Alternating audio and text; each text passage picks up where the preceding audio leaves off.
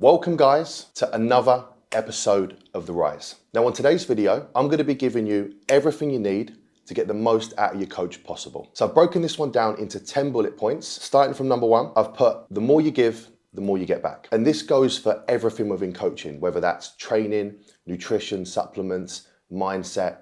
The more info you can give your coach, the more that coach is then going to be able to instruct the changes or use that information and feedback to guide you in the correct path possible. So making sure that anything you think is relevant, you're mentioning. I can hand on heart say, I've never worked with a client that's given me too much info.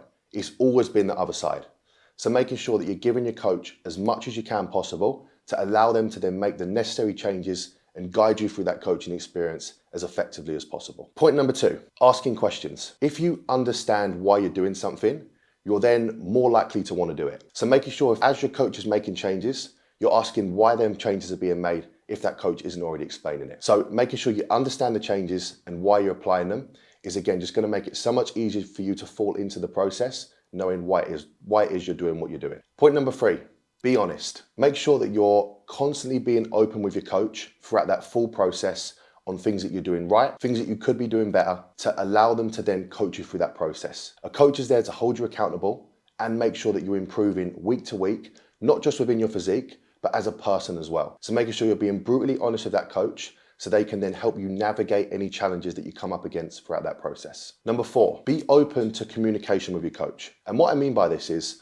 if the coach isn't helping you in a way which you feel like is helping you, be honest with that coach. I can again, hand on heart say, if there's been times I haven't been meeting a client's needs, I would rather that client communicate that with me and say, Cal, I would rather my feedback like this, or I would rather we focus largely on nutrition instead of training right now. If there's an area you feel like you want more out of your coach, be honest and communicate that with them, as they're going to be on the same page as you in wanting you to improve. So making sure that you are honest with them through that process on any way that they can help you more. Number five, show commitment. Now, you can show commitment as a client through so many different avenues, whether that's via your detailed check-ins, the time that you're checking in weekly, or even just your ability to ask questions through that kind of coaching. So making sure that you're showing as much commitment possible for that coaching relationship is then going to make sure that coach is showing as much commitment to then navigate you through that process. Number six, give accurate information and track it daily. Making sure that on your check-in sheet or whatever way you're checking in, you're being as detailed as possible daily with that information to make sure you can recall the most accurate feedback. Trying to remember what you did Monday on a Friday is going to be really hard to remember the specifics within that.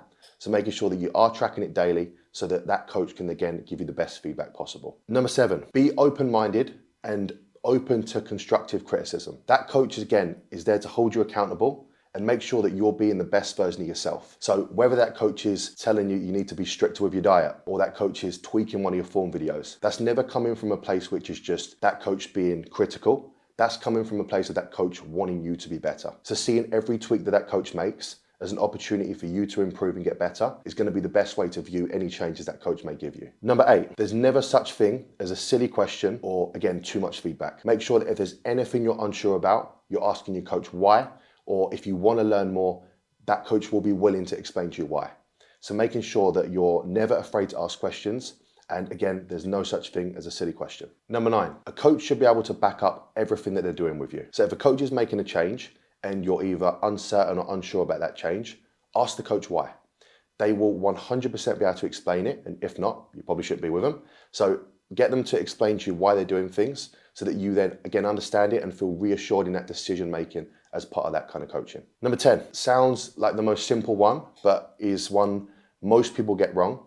And it's going to be to follow the plan. The plan is there for a reason. The stages and phases that are planned are all there for a reason. So making sure that you are following that plan and again, being honest with that coach if there's reasons why you're not following that plan so they can again, put things back on track and allow the roadmap to unfold as per planned. This section is going to be an advanced section, more so for prep clients. So I put on here, the minutia matters.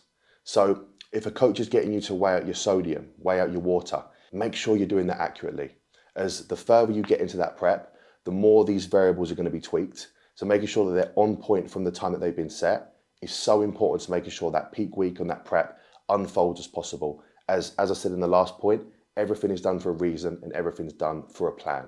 So make sure you are being really specific with the minutia If not, communicate that to your coach so they can then reset the variables. The last point to that one is prep check-ins. Making sure that you treat your prep check-ins with a level of professionalism, meaning it's at the same time, the same lighting, the same backdrop, just so that them variables can be as controlled as possible. One, with that coach that's seeing it, and second, to make sure that every check-in is standardized to, again, make that feedback as accurate as possible. So that's a wrap for this one today, guys. Short little video just on how you can maximize your coach and get the best results possible. Hope that helped.